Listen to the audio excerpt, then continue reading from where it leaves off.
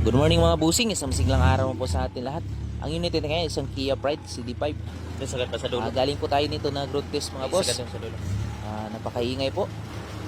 Parang may kumakalas sa pangilalim. Ang issue nga pala nito mga boss, sobrang kalampag, lagutok at may langit-ngit. At may kaunting kabig. Nagwiwigil din po yung gulong ni sir. At umuugong. Pag-checking mga boss, ito yung nakikita natin. Ayun, yung axle bolt ni sir wasak. At yung ball joint na sir, napansin natin na may kalog siya. Ayan, naalog po. Ito yung isa sa mga lumalagutok sa pangilalim ni sir. Halugin. Saan ka?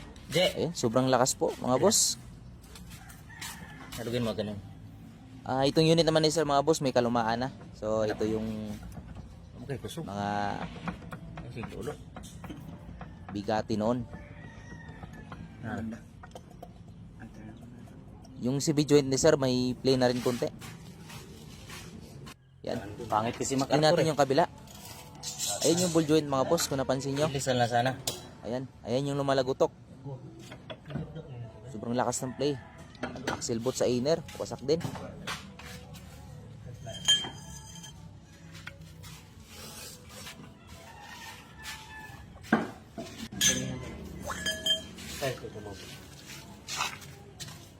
At yun sa kabila mga boss, wasak na rin. Ito, lakas ng nagutok. Rack end ni sir, may play na. Pati tie rod end.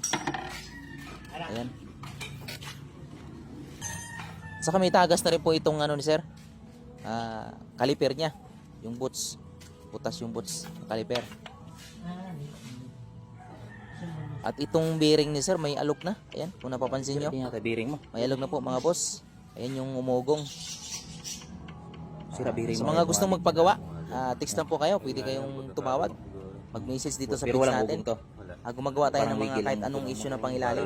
Sa pangilalim lang po. Pagka dati, nabibitiwan ko kay Manubela niyan. Maraming salamat po. God bless. Ride safe everyone.